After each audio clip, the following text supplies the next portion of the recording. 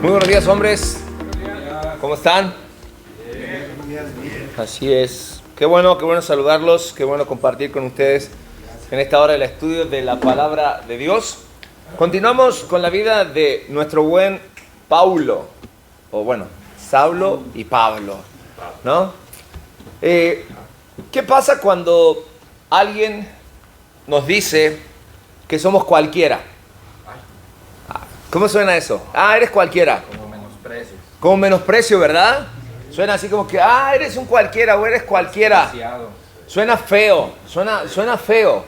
Nos hace como, así como que nos apachurra el corazón, ¿verdad?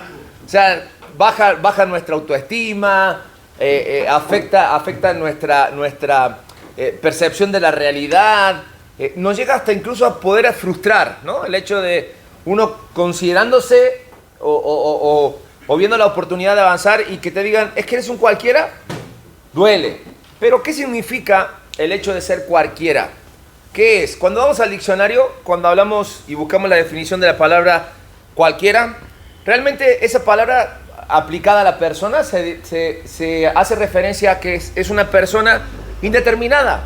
O sea, no tendría por qué sonar mal. Porque puede ser cualquier persona, ¿no? Puede ser cualquiera, no pasa nada.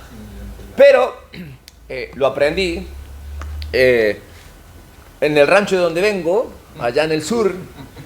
No tenemos un rosario de palabras o muchas palabras para poder ofender a alguien, como me di cuenta que acá en México sí existe. Entonces, allá es más fácil interpretar cuando alguien te está diciendo algo de una manera no correcta, porque tiene que ver en el tono en el que te lo dicen, ¿no? Porque por eso te pueden decir una grosería en un tono amigable y tú dices, no pasa nada, pero te lo dicen enojado, incluso hasta palabras suaves, y te enojas o te molesta. Pero cuando nosotros analizamos esta palabra cualquiera, que tiene o que puede tener ese énfasis en nuestras vidas, nos damos cuenta que al final no es tan mala. Pero cuando nosotros vamos a la palabra de Dios, a la Biblia, si bien la palabra cualquiera refiriéndose a la persona no aparece, pero sí aparece una definición que nos da a entender qué significa ser cualquiera. Y la palabra de Dios se refiere, cuando hablamos de cualquiera, y lo tienen ahí en sus hojas, es aquella persona que vive bajo las pasiones y los instintos sin la humildad y el amor desinteresado. Esa es una persona cualquiera. Una persona en estado natural. Una persona en estado natural. Y quiero que nos enfoquemos en esta definición, porque la idea del día de hoy, al estudiar la vida de Pablo, es que nosotros realmente no tengamos miedo de ser cualquiera. Porque tiene su connotación totalmente eterna en lo que vamos a analizar el día de hoy. La lectura que me gustaría que pudiéramos repasar es Hechos capítulo 22, versículos 1 al 21. Por cuestiones de tiempo y para aprovechar lo que quiero hacer, no lo vamos a leer todo, sino que traje un resumen de lo que dice allí en Hechos capítulo 1, Hechos 22, 1 al 21.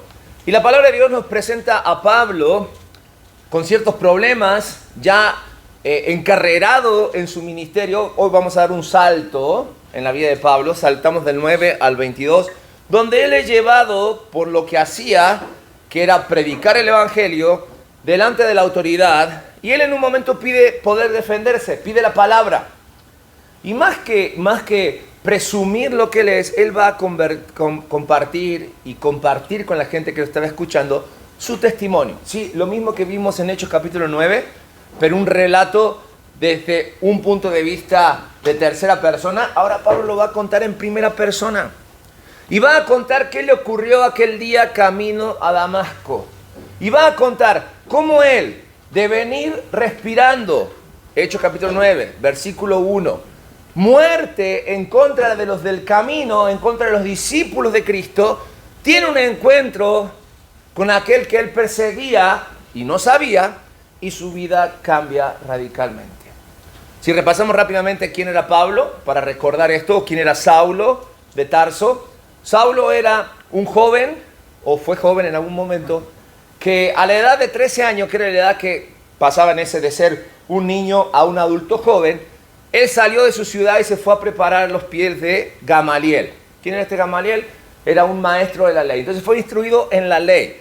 Eso hizo que Saulo creciera con una cierta pasión por la fe que lo llevó a vivir, como hemos estudiado, sinceramente equivocado, ¿no?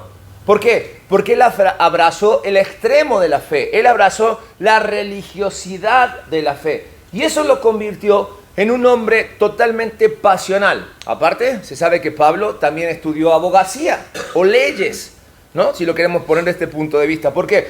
Porque él formó parte de un cuerpo exclusivo llamado el Sanedrín, donde no solamente veía asuntos o conocía de asuntos espirituales, sino también que conocía de leyes que marcaban el bien andar o el bienestar de los ciudadanos. Entonces, este combo hizo que Pablo se volviera en un extremista religioso.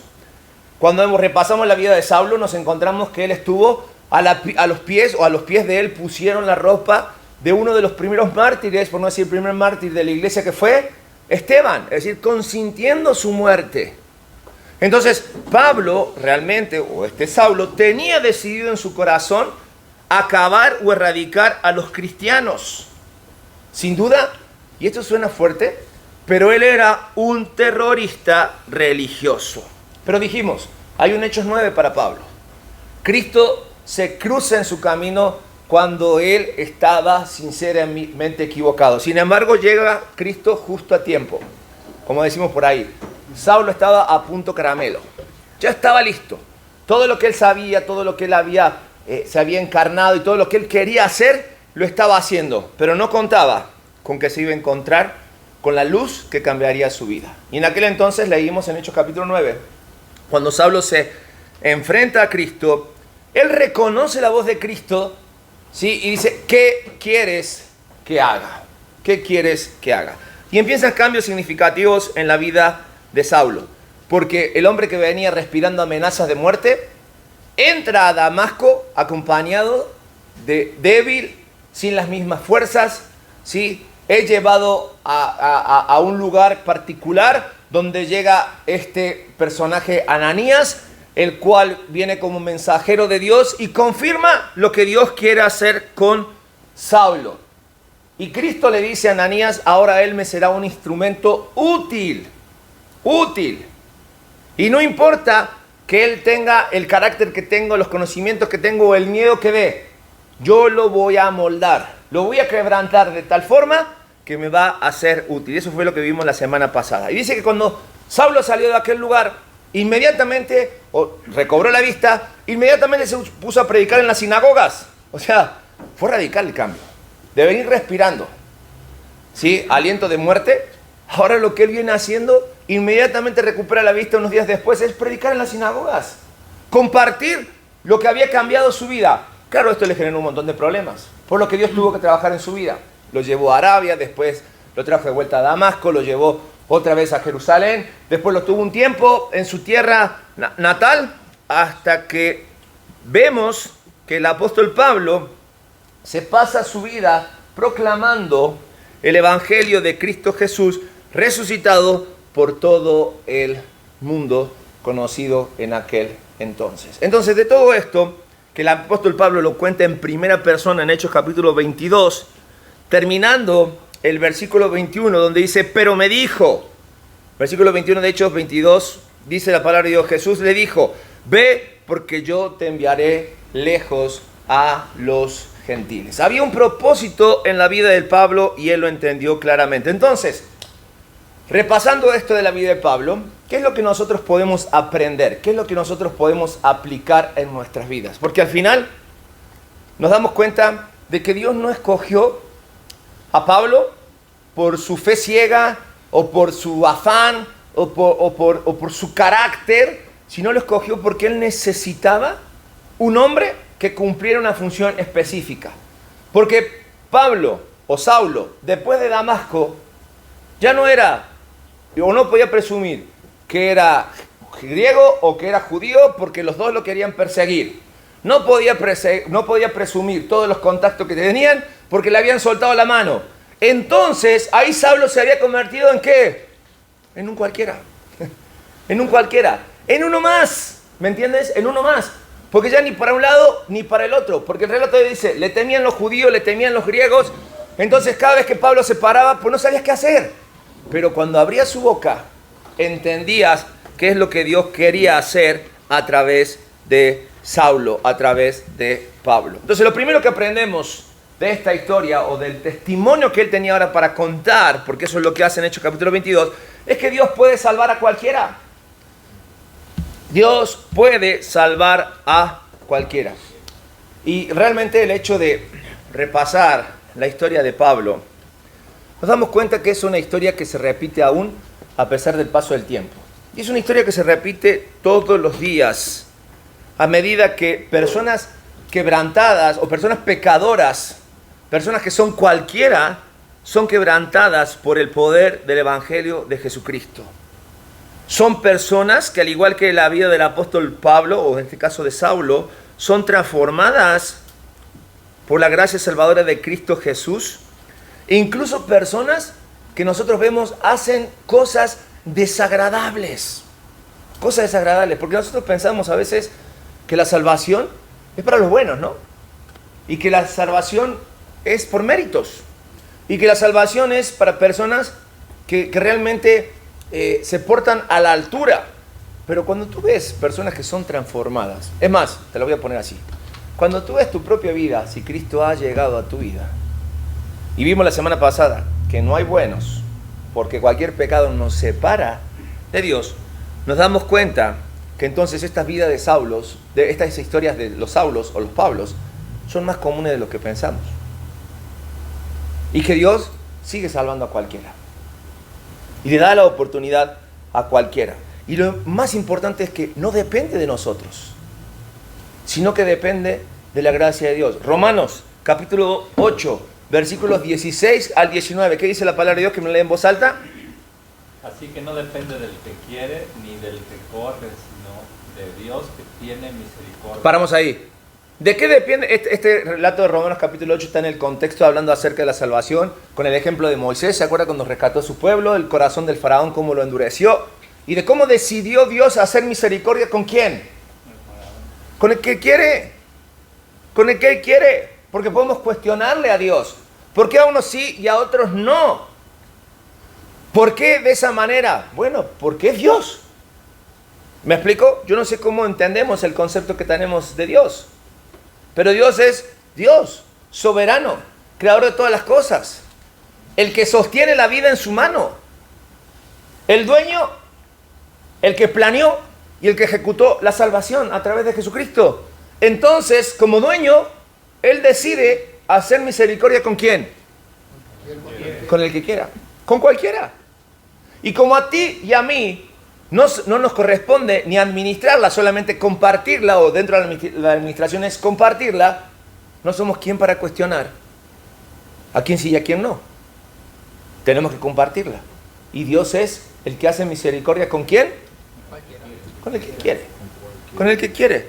Sigue el versículo diciendo, porque la Escritura dice a Faraón, no, para esto mismo te he levantado, para mostrar a ti mi poder y para que mi nombre sea anunciado por toda la tierra. Así el testimonio de lo que Dios hizo en el corazón del faraón sirve para demostrar una vez más que Dios es Dios.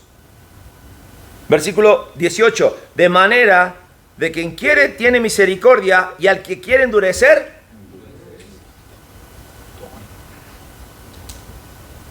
Yo a veces no entiendo cuando leemos estos versículos cómo hay gente que todavía puede cuestionar el corazón de Dios. O puede querer jugar a ser Dios. O puede cuestionar la soberanía de Dios. Yo simplemente cuando pienso esto, pienso en Dios y me veo allá abajo y a veces veo a Dios que, Dios, ¿por qué no haces esto? ¿No? Porque todavía aún siendo malo, Dios tiene misericordia de mí. Y termina diciendo, versículo 19, pero me dirás, ¿por qué pues inculpa? Porque ¿quién ha resistido a su voluntad? Al final, ¿qué se termina haciendo? ¿O qué terminamos viviendo? La voluntad de Dios. Entonces, cuando Dios decide salvar, salva a cualquiera. Entonces, te das cuenta que no es tan malo ser cualquiera. Porque hasta Dios nos puede escoger. La historia de Pablo es una historia, decimos, que se puede contar hoy Porque si fuera de parte nuestra, como lo hizo Ananías, ¿por qué darle una oportunidad a ese asesino? ¿Por qué darle una oportunidad a ese mercenario en nombre de la fe? Dios dijo, tú, Ananías, lo que tienes que hacer. Tú comparte, ve y haz lo que tienes que hacer. Yo me encargo, no te preocupes. Yo me encargo. Y Pablo va a decir después en Gálatas capítulo 1, versículo 12, que no lo recibió de ningún hombre. Fíjate la madurez del apóstol Pablo. No le va a dar crédito al hombre porque él entendió que la salvación es de Dios. Claro, somos instrumentos. Pero sí Pablo, en su conversión, se dio cuenta que dependió de algo de él. ¿Con quién? Nada más. Porque dice, no lo recibí de ningún hombre, ni me lo enseñaron, sino que lo recibí, ¿por qué? En Pablo vemos el milagro de la salvación en forma plena. No hay salvación si no hay luz en nuestra vida que abra nuestros ojos y nos revele la verdad. ¿Y de dónde viene esa verdad? ¿Dónde aparece la luz? ¿Qué es la lámpara que alumbra mi camino? ¿Cuál es? La palabra de Dios. Recuerda, tú y yo no convertimos absolutamente a nadie. No convencemos absolutamente a nadie. Por eso cada vez que damos testimonio de cómo Cristo llegó a nuestra vida, debe estar presente la palabra de Dios. Debe estar presente la palabra de Dios. Muchas veces en nuestro testimonio decimos, es que yo soy cristiano porque nací en un hogar cristiano. Espérame, porque tú naciste en un hospital no eres doctor. O si te tocó nacer en una cochera no eres carro o moto, no sé lo que ahora es en tu cochera. Entonces, como Dios no tiene nietos, tiene hijos, Él espera que tú tengas tu experiencia personal con Él a través de la verdad de la palabra de Dios. ¿Me entiendes? Y ahí digas, vi la luz, como hizo Pablo, me tiró de mi macho y me di cuenta que Cristo había llegado a mi vida. Eso es lo que dice el apóstol Pablo. Fue revelación directa de Jesucristo en mi vida. La verdad es que toda persona es importante para Dios. Tú y yo no podemos cuestionar eso. Desde el bueno y el decente hasta la persona malvada y perversa. Por lo tanto, debemos ser conscientes que solo Dios es el que salva el alma del infierno. No hay otro. Solo Dios, y eso es lo que nosotros debemos entender en nuestra vida y compartir a los demás. 2, ¿qué aprendemos de Pablo? Segundo, aprendemos de la vida de Pablo que cualquiera puede ser testigo humilde y poderoso de Jesucristo. Ese cualquiera que es salvado, ahora se convierte en testigo de Jesucristo. Un testigo humilde y poderoso. ¿Qué es ser testigo? A ver, abogados, ¿qué es ser testigo? ¿Dar fe de qué? De los hechos. De los hechos, como pasaron, ¿verdad? Es difícil conseguir testigos cuando pasan cosas. Desde situaciones simples, como un problema en el tráfico, no en tránsito. A no ser que sea un testigo protegido. Ándale, está de moda, ¿no? Está de moda. Hoy en día. Hoy en día está la protección del testigo. ¿Por qué? ¿Por qué precisamente eso? Porque ser testigo de la verdad es complicado. Porque vivimos en un mundo que vive en la oscuridad. Vivimos en un mundo que vive torcido, chueco, en la corrupción. Entonces, desde cosas muy simples como hay un choque y llegan los peritos porque no hay seguros, entonces el perito necesito testigos. Si es que antes no te bajó una lana, ¿no? Pero dice necesito testigos. Y la gente dice, no, yo no vi cómo se pegaron y no vi, ¿verdad? No vi cómo venía en exceso de velocidad y se cruzó, no lo vi. Cuesta ser testigo. Pero con Cristo, vemos que con Pablo dice, yo venía queriendo matar a los cristianos, persiguiendo lo que no sabía, se me cruzó la luz en mi camino, me volteó de mi soberbia y ahora no puedo callarme de lo que pasó en mi vida. Tengo que dar testimonio, porque esa luz todavía brilla en mi mente, brilla en mi corazón. Y ahora me dijo, tienes que ir a dar testimonio allá lejos, a los gentiles. Y Pablo podemos decir, pues era un cualquiera. Ya no lo querían en ningún lado. Sin embargo, vemos que Pablo se transforma en una figura humana en la Biblia, humilde, que ahora empieza a compartir el evangelio, porque se topó con la verdad. Y no la puede callar. Cuando la verdad llega a nuestras vidas, si realmente hay un cambio radical en tu vida, hay un cambio de verdad, tú vas a querer que tu familia, que tus amigos, que tus personas cercanas quieran conocer de Cristo. No hay nada mejor que ver a un cristiano en su primer amor. Hasta a veces le tienes que poner un freno, porque decir, espera, vete con calma. Pero un cristiano en su primer amor quiere decir, oye, Cristo llegó a mi vida y no quitó mis problemas, no me hizo mejor persona, pero trajo una paz que no te puedo explicar y que a pesar de que tengo deudas, que me van mal en esto, en aquello, quiero compartir de la verdad de Cristo. Quiero compartir de la verdad de Cristo. Porque ya no soy yo, ya no vivo yo. Y Pablo dice, Hechos capítulo 20, versículos 18 y 19, vosotros sabéis cómo me he comportado entre vosotros todo el tiempo, sirviendo al Señor con toda humildad y con muchas lágrimas y pruebas que me han venido por las acechanzas de los judíos. Él se dolía, no porque lo rechazaran a él, sino porque no rechazaban o no recibían la verdad que Pablo les compartía. Yo me lo imagino a Pablo, ¿cómo yo, siendo tan duro, puedo haber compartido o puedo ahora compartir de esta verdad? Y hay otros que no la pueden entender. Pero Pablo dice, en humildad lo hago y sirvo. No me impongo. Cuando leemos Hechos capítulo 21 antes del capítulo 22, los versículos que introducen a la predicación de Pablo o al compartir de Pablo, dice que Pablo se presentó en el recinto y pidió la palabra. Y dice que Pablo levantó la mano y todos los que están ahí se callaron. O sea, algo tenía para hacer y decir. Y le empezó a hablar en el idioma que entendían. Y lo único que quiso fue compartir lo que Cristo hizo. Él no vino a decir, hey, no me pueden juzgar porque soy judío y también soy romano y también soy griego. Y soy lo que quieran que sea, soy. Y tengo el respaldo. Me respalda a mí el pueblo. Me respalda el barrio. Y haz una llamada y vas a ver quién soy. No. Él no hizo nada, ni usó nada de eso para la defensa, porque él ya había entendido que todo eso lo estimaba como pérdida, como basura. Y tenía un solo propósito, hacer lo que hizo, compartir cómo Cristo transformó su vida. Hechos capítulo 28, 31 dice, he predicado el reino de Dios y he enseñado acerca del Señor Jesucristo abiertamente y sin impedimentos. Ese sin impedimentos es sin excusas, porque las broncas las tenía todas, no lo dejaban hablar. Sin embargo, él avanzaba. Él había entendido su propósito. Pablo no tuvo miedo de decir a otros lo que el Señor había hecho por él. Pablo pasó todos sus días, desde la conversión hasta su muerte, trabajando incansablemente por su reino. Compartamos ahí. Trabajando incansablemente por el reino de Dios. ¿Cuándo fue la última vez que sentiste que tus fuerzas se han agotado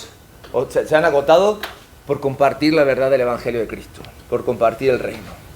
¿Cuándo fue la última vez que sentiste eso en tu corazón? Decir, di hasta el último esfuerzo. Mira, déjame decirte algo. Dios se encarga siempre de a sus hijos revelarlo. En el trabajo, con tus amigos, con tu familia, Dios se va a encargar de que ellos sepan de que tú eres cristiano. Para que de una forma u otra tú puedas mantener el testimonio y compartir el testimonio. Sí, cuando te ocultas, aun cuando quieres pasar desapercibido, Dios no tiene hijos de la secreta. Él de una forma u otra se va a encargar de que el mundo sepa de que tú eres sus hijos. Y a ti y a mí nos corresponde compartir la verdad de lo que Cristo ha hecho por nosotros. ¿Hasta cuándo? Hasta el último aliento de nuestras vidas. Hasta que logremos cansarnos de compartir el Evangelio. Y por último, aprendemos que cualquiera puede rendirse completamente a Dios. Cualquiera puede rendirse completamente a Dios. Pablo estaba comprometido, créeme. Pablo estaba comprometido con la causa. En Filipenses capítulo 1, versículos 12 y 14 dice, quiero que sepáis, hermanos, que las cosas que me han sucedido han redundado más bien para el progreso del Evangelio, de tal manera que mis prisiones se han hecho patente en Cristo en todo el pretorio. Es decir, Pablo entendía que las prisiones que sufrían tenían un propósito, que los que estaban encerrados también conocieran del Evangelio. No se quejó. Dios, ¿para qué me quieres aquí preso si te soy más útil afuera? Dios, ¿para qué me quieres en esta familia, con esta gente, con estos amigos, en esta ciudad? Yo te sería más útil en otro lado. Bueno, primero haz lo que tienes que hacer y después hablamos. Y Pablo dijo, entiendo, pero fíjate, no termina ahí, sino que dice, y a todos los demás. Y la mayoría de los hermanos, cobrando ánimo en el Señor con mis prisiones, ¿qué dice? Se atreven mucho más a hablar de la palabra sin temor. Pablo estaba preso por compartir el Evangelio. ¿Sí? Pero la gente que sabía de las prisiones, que visitaba a Pablo en las prisiones, dice que cuando se enteraba de lo que Pablo hacía o cómo estaba, la gente se animaba a ¿qué? A hablar más. El Evangelio contagia. Si nunca te has sentido contagiado por predicar el Evangelio, es que quizás nunca has experimentado el poder del Evangelio en tu vida. Hay que compartirlo. Yo sé que hay muchos afanes, y lo vimos la semana pasada. Yo sé que hay pruebas en nuestras vidas. Yo sé que hay situaciones adversas en nuestra vida. Pero es parte de, aprendemos a vivir, crecemos. Mire, yo siempre le digo a los jóvenes, cuando tú eres un niño, cuando eres un joven, tienes problemas de niño o de joven. Pero déjame decirte algo, cuando creces, los problemas crecen contigo. Entonces, si a cada etapa de la vida le vas a poner la excusa de los problemas, no vas a vivir. No vas a vivir. La Biblia es clara. Deja a cada día con su propio afán. Pero tú vive. Y vivir para Cristo es ser consciente, como Pablo le era decir, compartir el Evangelio. Fíjate lo que dice, que a pesar de sus circunstancias, Pablo nunca dejó de tener presente para quien él vivía y cuál era el propósito de vida, porque Filipenses capítulo 4, versículos 11 y 13, y vamos a entender ahora por qué Pablo dice esto, dice, no lo digo porque tenga escasez, pues he aprendido a contentarme, cualquiera sea mi situación, sé vivir humildemente y tener abundancia en todo y por todo estoy enseñado, así para estar saciado como para tener hambre, así para tener abundancia como para padecer necesidad. ¿Hasta aquí entendemos lo que Pablo está diciendo? Las pasé todas. ¿Sí? Y en todas encontré el motivo para vivir. Y ahora sí viene este versículo que entendemos el contexto ahora. Versículo 13. Dice, todo lo puedo en Cristo que ¿qué?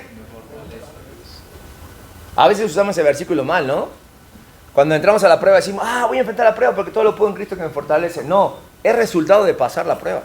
No es para evitar la prueba. Porque Pablo dijo, sé vivir con nada y aprendí a vivir con todo, pero nada me conforma más que el hecho de entender que todo lo que ocurre en mi vida tiene un propósito, fortalecerme en Cristo. Y si eso no nos quedó claro, el apóstol Pablo va a ser un poco más profundo en sus palabras y va a decir que a través de las dificultades y el sufrimiento, él va a conocer el propósito por el cual vivir. Porque en 1:21 el apóstol Pablo va a decir, para mí el vivir es Cristo y el morir es ganancia. Es un pensamiento totalmente adverso y contrario a lo que el mundo piensa. Porque la muerte pareciera ser el fin de todo, ¿no? Cuando la muerte se cruza en nuestras vidas, que es parte de la vida, nadie está pensando en querer morirse. O la posibilidad de poder morirse pareciera que es una solución a nuestros problemas. Pero pareciera que Pablo dice, para mí la muerte es el premio que quiero tener. Porque estoy seguro de lo que viene después de la muerte. Pero mientras tanto, no me quedo a desear a que la muerte llegue para que se acaben los problemas, sino que vivo con un propósito. Y ese propósito me lo da Cristo. Me lo da Cristo. Yo sé que como hombres, porque no me hago un lado, me hago cargo, nos da temor la muerte. Porque no estamos preparados para la muerte. Aunque es parte de la vida, ¿me entiendes? Hay momentos en que piensas en la muerte y como que te da cositas, ¿no? Ya sea tu propia muerte o la muerte de un familiar cercano, lo que fuera. Pero, como dice el meme, pero después me acuerdo que Cristo vive en mí y se me pasa. Y se me pasa. ¿Me entiendes? Imagínate cómo vivió Pablo la pasión de su vida en Cristo, que él deseaba la muerte en su vida, no para que se acabaran las prisiones, las broncas, el aguijón en la carne, sino para verse cara a cara con aquel que un día se cruzó en su vida y la cambió para siempre. Y se me enchina la piel cuando pienso en esto. Porque debe ser nuestra motivación para vivir. El saber que la muerte es el comienzo de la eternidad en nuestras vidas. Y una eternidad donde no habrá llanto, no habrá dolor, no habrá conflicto, no habrá discusiones. Porque Cristo, ni diáconos. Porque Cristo lo llena. Porque Cristo lo llena todo en todo. Y no necesitamos otra cosa. No necesitamos otra cosa. Por eso la pregunta en esta mañana para terminar. Cada uno de nosotros, al ver la vida de Pablo, ¿podemos realmente hacer la misma afirmación? Podemos decir, mi vida tiene sentido porque Cristo, no la religión, no los esfuerzos en mi vida, no las buenas obras, porque Cristo es el motivo de mi vida. Porque Cristo lo ha cambiado todo. Para mí, el vivir es Cristo y el morir es ganancia. 3 preguntas que vienen en sus hojas al final para reflexionar. Hacía mucho que no hacíamos esto. Pero 3 preguntas que nos sirven para afirmar nuestro testimonio en Cristo. Preguntas que tienen que ver, ¿cómo era tu vida? Si Cristo ya ha llegado a tu vida como tu Señor y como tu Salvador, ¿cómo era tu vida antes de encontrarte o antes que Cristo te encontrara? Haciendo énfasis no en que, me regordeo del pecado que vivía, te lo presumo todo completito lo que yo era. No, el hecho de decir, algo pasó en mi corazón, que esas cosas que yo practicaba, de repente me causaban acidez, me causaban insomnio, ¿me entiendes? Malestar.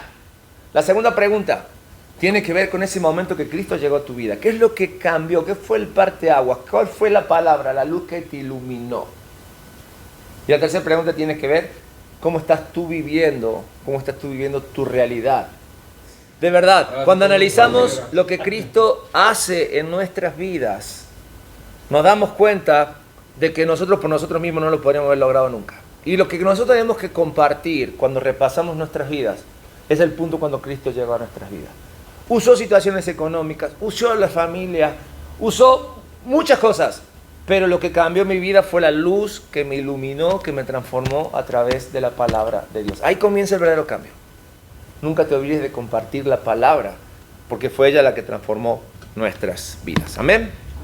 Vamos a orar en esta hora. Gracias, Dios, por tu palabra.